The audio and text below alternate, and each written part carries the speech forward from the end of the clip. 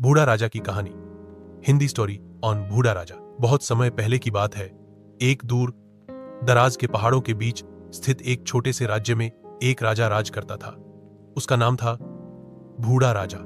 लोग उसे प्यार से यही कहते थे क्योंकि उसकी दाढ़ी और बाल पूरी तरह से भूरे स्लेटी सफेद हो चुके थे और उसकी उम्र भी बहुत हो चली थी। बूढ़ा राजा बहुत ही समझदार, दयालु और शांत स्वभाव का था। उसने अपना पूरा जीवन प्रजा की सेवा में लगा दिया था। राज्य में कभी कोई युद्ध नहीं हुआ, कोई भूखा नहीं सोता था और हर कोई अपनी जिंदगी में संतुष्ट था। लेकिन अब राजा बूढ़ा हो गया था और सभी मंत्री व प्रजा कहने लगे कि उसे किसी योग्य उत्तराधिकारी को गद्दी सौंप देनी चाहिए। राजा के 3 बेटे थे, युवराज विक्रम, राजकुमार अर्जुन और राजकुमार नील। तीनों ही बहादुर और बुद्धिमान थे, लेकिन राजा को समझ नहीं आ रहा था कि किसे राजगद्दी सौंपी जाए। राजा ने एक परीक्षा लेने का निर्णय किया।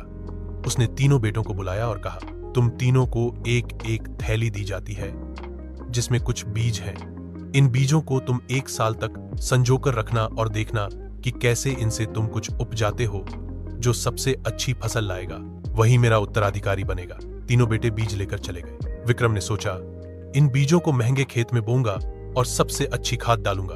अर्जुन ने उन्हें वैज्ञानिक तरीके से उपजाया, लेकिन नील ने देखा कि बीज तो प्लास्टिक के हैं, नकली।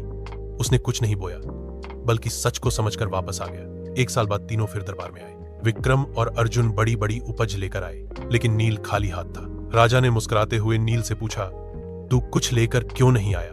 नील ने सिर झुकाते हुए जवाब दिया, पिताजी, आपके दिए बीज तो नकली थे, उनसे कुछ उग ही नहीं सकता था। मैं झूठ नहीं बोल सकता, इसलिए खाली आया हूं। राजा की आंखों में चमक आ गई। उसने नील को गले लगाते हुए कहा, सच्चाई और ईमानदारी ही सबसे बड़ा गुण है। तुमने दिखा दिया कि तुम सच बोलने से नहीं डरते। यही एक राजा की सबसे बड़ी ताकत होती है। तुम ही बनोगे मेरे उत्तराधिकारी। इस तरह बूढ़ा राजा ने नील को राजगद्दी सौंप दी। नील ने भी पिता की तरह राज्य को और भी उन्नति की राह पर आगे बढ़ाया। सीख, ईमानदारी, सच्चाई और बुद्धिमानी से ही सच्चा राजा बना जाता है।